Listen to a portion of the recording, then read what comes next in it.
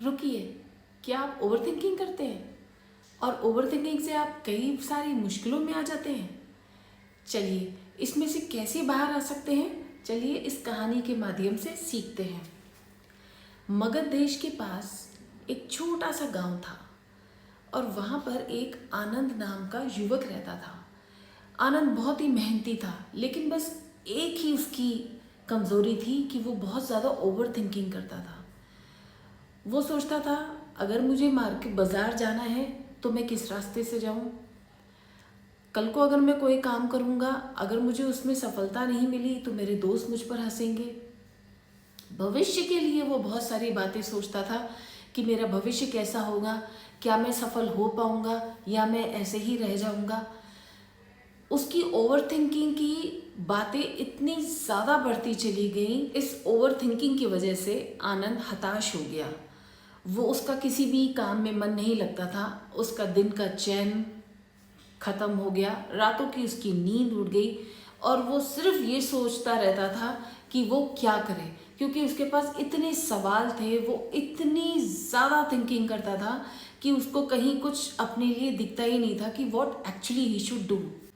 आनंद को एक दिन पता लगा कि पास के ही गांव में गौतम बुद्ध अपने भिक्षुक के साथ वहां पर आए हुए हैं।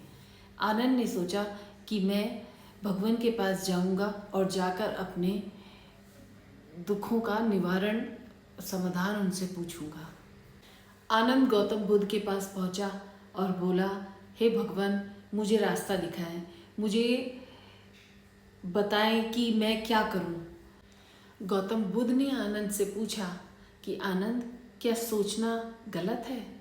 तो आनंद ने बोला, नहीं भगवान, सोचना गलत नहीं है, अगर हम सोचेंगे नहीं तो हम जिएंगे कैसे? तो भगवान ने कहा, बिल्कुल ठीक। ये जो सोच होती है वो उस बंदर की तरह होती है जो एक टहनी से दूसरी टहनी तक कूदता रहता है, छलांगे लगा रहता है। लेकिन जब हम इस बंदर रूपी सोच को पकड़ने की कोशिश करते हैं, हम वहीं हताश हो जाते हैं। तो सोचना गलत नहीं है, अतिरिक्त सोचना गलत है। गौतम बुद्ध ने आनंद को ये कहा कि या तो तुम अपने भूतपूर्व में या भविष्य काल में जी रहे होते हो। वर्तमान में तुम अगर जियोगे तो तुम्हारी बहुत सारी जो सोच है वो सीमित हो जाएगी।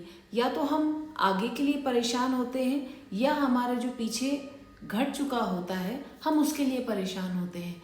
लेकिन हमको इस समय अपने करंट लाइफ में, वर्तमान में जीना चाहिए।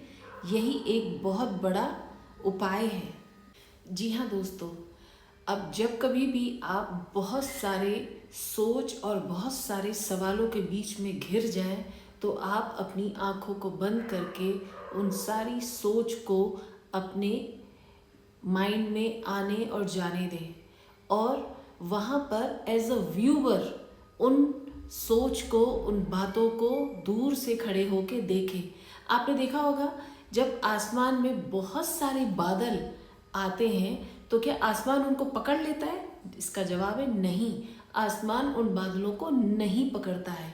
इसी तरह हमारे माइंड में जितनी भी सोच आ रही है, जा रही है, उसको आने जाने दीजिए, लेकिन आप उसमें से सिर्फ उसी सोच को अपने माइंड में रखें जो आपके लिए आवश्यक है।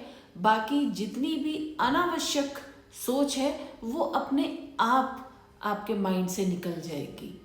Okay, thank you. With this